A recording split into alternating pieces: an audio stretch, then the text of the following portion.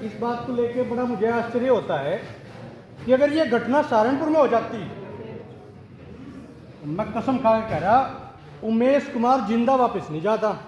ये घटना लंढोरे में हुई थी इसलिए वापस चला गया। अगर सहारनपुर में यह घटना होती तो चाहे कुछ भी हो जाता, इसकी लाश वापस जाती। घर पे आकर धमकाने का मतलब क्या है? हमारा स्वाभिमान जिंदा है, किसी की माँ में दम नहीं है जो घर पे आकर धमका दे। लेकिन अब जो माहौल बन गया है, आप लोगों ने सबने बना दिया है। अब इस लड़ाई को लड़ने का काम हम करेंगे। और हमने ये कल भी कहा था कि प्रणव सिंह की गैर मौजूदगी में हम सब लोगों की जिम्मेदारी है, क्योंकि ये लंढोरा रंग महल हमारे स्वाभिमान का प्रतीक है, इसकी रक्षा करना हम सब लोगों की जिम्मेदारी है। जब हमने देखा कि ये मेंढक ये कह रहा है वीडियो में कि अगर 10 मिनट में प्रणव सिंह को गिरफ्तार नहीं किया तो मैं इसकी लंढोरा महल में आग लगा दूंगा।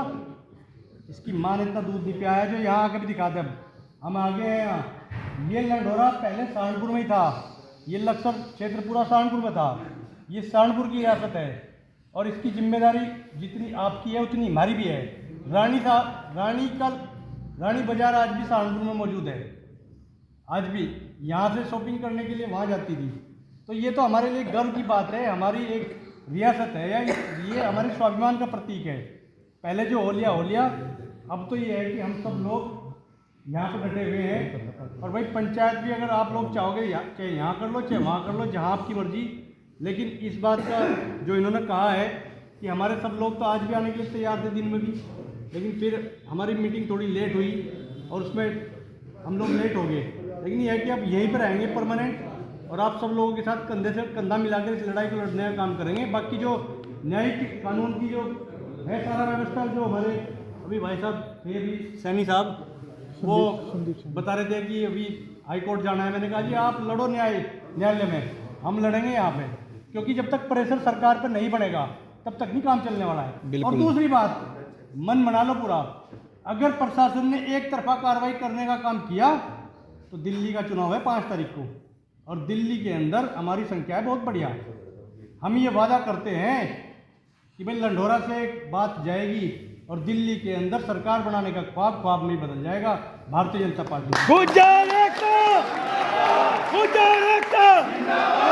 लेकिन ये बात यहीं से जाएगी लंढोरा से। अगर प्रशासन और शासन, भाई मैं तो अभी भी मैं उलझ गया वहाँ पे। मैंने कहा भाई तुम्हारा कप्तान साला क्या आदमी है कप्तान? जब रात को 10 बजे मैडम ने फ़ोन किया और राजा साहब ने फ़ोन किया कि भाई मेरे घर पे आके धमकी दे रहा है कोई गुंडा टटपुंजिया, तो कप्तान क्या सो रहा था? भांग पी रखी थी उसने, नशे में था। रात को 10 बजे से लगा के अगले दिन 3 बजे तक क्या कार्रवाई की, इसकी बात मुख्यमंत्री के सामने इससे कप्तान से होनी चाहिए। भाई तू क्या कर रहा था? सही बात। तो क्या है कि हरिद्वार की जिम्मेदारी है, तो थाने का दरोगा भी नहीं है। मैंने तो अभी तो इंचार्ज को बोला, मैंने कहा तुम्हारी कानून व्यवस्था तो खुद, अगर क्या था भाई दोनों घरों के बाहर में 2-2 गाड़ियाँ पुलिस की छोड़ देता, यही तो होना था भाई, दोनों को शांत कर देता कि भाई आगे ना मामला बढ़ाओ, बस जो हो गया हो गया। लेकिन उसने शांत करने की कोशिश नहीं की। वो चाहता था कि ये मामला हो, वो नीचा दिखाना चाहता था। वो न केवल प्रणव सिंह चैंपियन को बल्कि पूरे समाज को नीचा दिखाना चाहता था। ये तो हमारी आपस की लड़ाई थी लोग विधानसभा चुनाव में, इसलिए तो ये बन गया विधायक, वरना इसकी औकात है यहाँ पे जिला पंचायत भी बन के दिखा दे। अभी लड़ा तो था लोकसभा, कितनी वोट मिली, कौन से नंबर पर रहा, सारा अहंकार दूर कर दिया क्षेत्र हरिद्वार के लोगों ने। मैं तो फिर वही बात कहना चाहता हूँ भाई, प्रणव सिंह चैंपियन ने जो 20 साल में काम किए हैं ना, इसने मात्र 3 साल में इस क्षेत्र को 10 साल पीछे हटा दिया। 10 साल पीछे, ये एक भी काम नहीं लेगा यहाँ पे, एक भी काम। ये केवल प्रणव सिंह को गाली देने में लगा रहा। और अगर बात होती दोनों लोगों की तो कोई बात नहीं थी। इसने तो महल में आग लगाने की बात करी है, इसकी औकात है इतनी महल में आग लगा देगा? हम तो बैठे हैं, तो जमानत की छूट के आ गया भाई, हम आपका इंतजार कर रहे हैं। अगर चैनल वाले मेरे भाई बंधु हैं, उसके पास तक खबर पहुंचा सकते हैं तो उसे कह दो कि भाई जिनकी रियासत है वो आगे, तुम्हारे में अगर दम है तो यहाँ आके बात करें, यहाँ आके बात करें। अब लगा के दिखा। कल तो दरवाजा बहुत पीट रहा था, अब आजा, हम बैठे यहाँ पे इंतजार कर रहे तेरा, और यहीं रहेंगे जब नहीं कहेगी। तो मैं तो इन्हीं शब्दों के साथ पुनः आप सब लोगों का हार्दिक अभिनंदन करता हूँ। आप काफ़ी संख्या में आ गए, अभी तो शुरुआत है आंदोलन की, लंबा चलेगा आंदोलन। सब लोग टिके रहे, धैर्य बना के रखें। बहुत बहुत धन्यवाद। तो उस संघर्ष का सही समय अब है, और अगर इस संघर्ष की सही तरीके से नहीं लिया गया। संघर्ष के बारे में बात कही जाती है कि संघर्ष प्रकृति का निमंत्रण है, जो इस निमंत्रण को स्वीकार करेगा वो आगे बढ़ेगा, इतिहास को उसको सम्मान मिलेगा। अगर आपको अपना सम्मान बचाना है, अपना गौरवशाली इतिहास बचाना है, तो इस लड़ाई को आर पार आपने लड़ना पड़ेगा। ये जो दोहरी मानसिकता का परिचय दिया गया है, एक तरफ गंभीर धाराओं में क्या नाम से अभियोग पंजीकृत किया गया है, एक तरफ ऐसी क्या नाम से धाराओं में अभियोग पंजीकृत किया तो बेल पा जाता है। जबकि उकसाने वाला कौन, सबको पता है, गलती पहले किसकी, सबको पता है।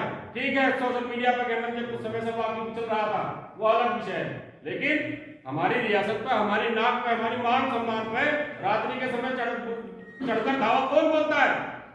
उसने धावा बोला, शुरुआत उसने की, रुड़की भी गया, यहाँ भी आया। एसएसपी हरिद्वार को कई बार मुझे फोन किया गया, लेकिन घंटों गुजरने के बाद भी जब कोई कार्रवाई नहीं हुई तो मुझे बताइए अपने स्वाभिमान के लिए कौन नहीं मन मिटने को तैयार होता?